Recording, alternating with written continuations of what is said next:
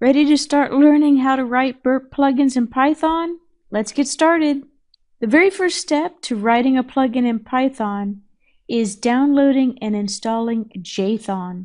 Now in this section, we're going to have our first look at Python extension code. When you view your Python source code, you can use an IDE to assist you with text highlighting, dot completion, as well as those tabs. Tabs, as every Python developer knows, are ultra important and have to be done exactly right. Otherwise, your Python code will not compile. Now let's talk about Jthon.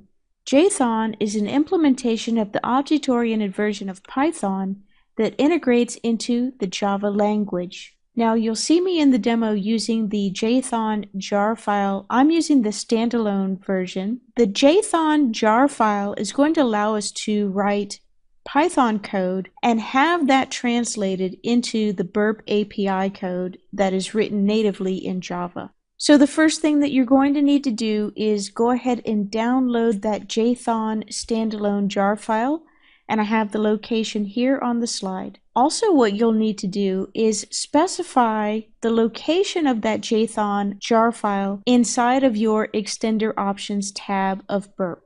Now, as we take a look at the very first extension we have in Python, we're going to look at a very simple example. It's going to extend, of course, that iburp extender, and we'll have that main method of register extender that we'll take a look at the details of. We're just going to have a couple of outputs to look at to keep things simple this very first time. So let's go ahead and jump into our demo. We're going to look at the install of Jthon inside of burp. Then we'll look at our first look implementation code. There'll be some callbacks there, helpers, as well as some debug statements. We'll install that extension into burp and then do a live demo.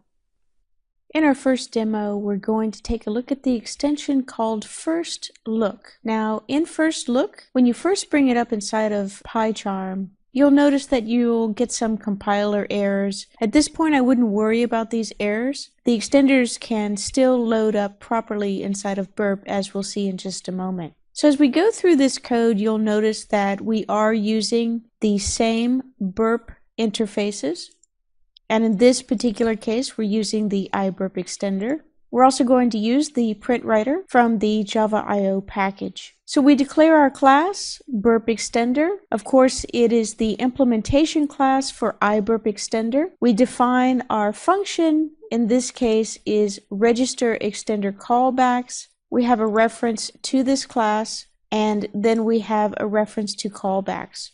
Now what's nice about loading this up inside of PyCharm is you do have the dot completion available to you. So for instance, you can see that the dot completion provides to me the available methods or functions that I can call. The other advantage to using an IDE that is familiar with Python is it allows you to see your indentations very easily. And if you've written any code at all in Python, you'll know that the tabs are ultra important, right? So make sure that your tabs are set up properly, otherwise you won't be able to compile your Python code. So let's go ahead and take the next step and load this into burp. So going to our extender tab, I just want to make a couple of points.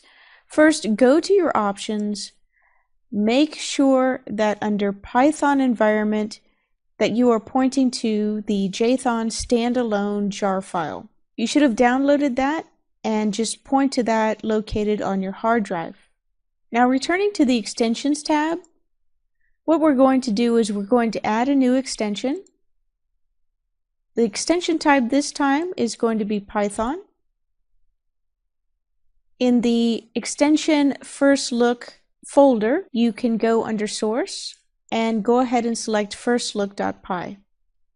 Click Next and let that load up. Now immediately you should see the Python is cool debug message, and we can see that shown here as well inside of burp. If we go back to our source code, we can see that this is the standard out message. We also can verify that the extension name is following this string, and we can see that here. And that is our first look at Python plugins.